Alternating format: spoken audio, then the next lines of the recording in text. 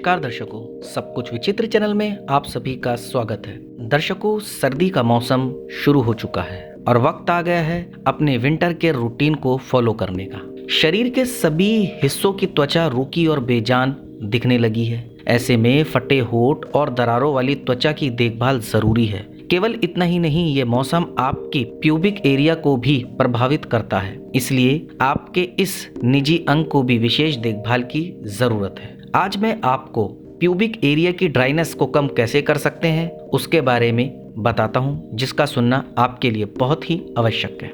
शरीर के बाकी हिस्सों की तरह आपका इंटीमेट एरिया भी एक्स्ट्रा केयर का हकदार है। इस नाजुक क्षेत्र का ख्याल न रखने से प्यूबिक या वजाइनल ड्राइनेस की समस्या पैदा हो सकती है। वजाइनल ड्राइनेस सर्दियों में आपकी मुश्किल को बढ़ा सकता है, जैसे जलन, खुजली और स्किन फ्लैक्स इसके कुछ आम लक्षण हो सकते हैं। इन मुश्किलों के साथ ये आपकी संबंध लाइफ पर भी असर डाल सकता है। आखिर इस परेशानी से आप कैसे बाहर निकलेंगे? सर्दियों में महिलाएं अपने प्यूबिक हेयर को शेव या वैक्स करने से बचती हैं। यह आपके इंटीमेट हाइजीन को प्रभावित कर सकता है। ऐसे में उस क्षेत्र में रूखापन और खुजली का अनुभव करना स्वाभाविक है। इसके अलावा कई विशेषज्ञों का मानना है कि बदलता मौसम आपके हार्मोन के स्तर में असंतुलन पैदा करता है। आमतौर पर सर्दियों में आपका एस्ट्रोजन लेवल कम हो जाता है, जिसके कारण वजाइनल ड्राइनेस की समस्या भी हो जाती है।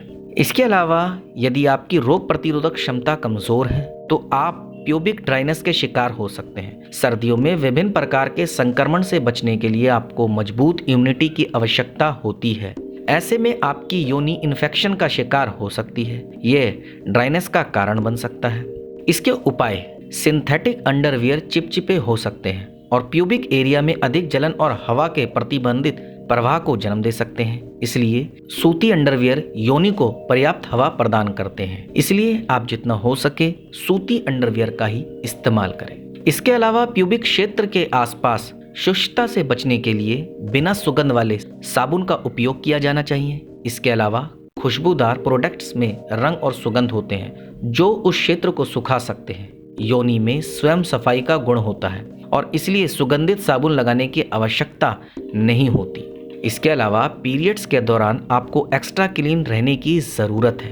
हर 5 घंटे में अपने पैड को बदलें। अगर संभव हो तो स्टैंडर्ड पैड और वेजाइनल वॉश का इस्तेमाल करने से बचें। इसकी जगह आप टैम्पॉन या मेंस्ट्रुअल कप का उपयोग कर सकती हैं। यह प्यूबिक एरिया में किसी प्रकार के बैक्टीरिया को पैदा होने से रोकेगा। इसलिए सर्दियों में प्यूबिक एरिया के ड्राइनेस से बचने के लिए आप ये बहुत ही छोटे से उपाय हैं।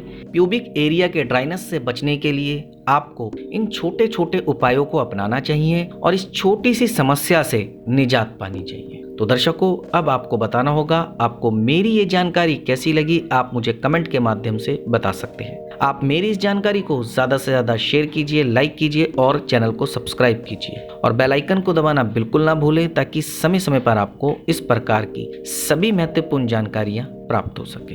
धन्यवाद दर्शकों।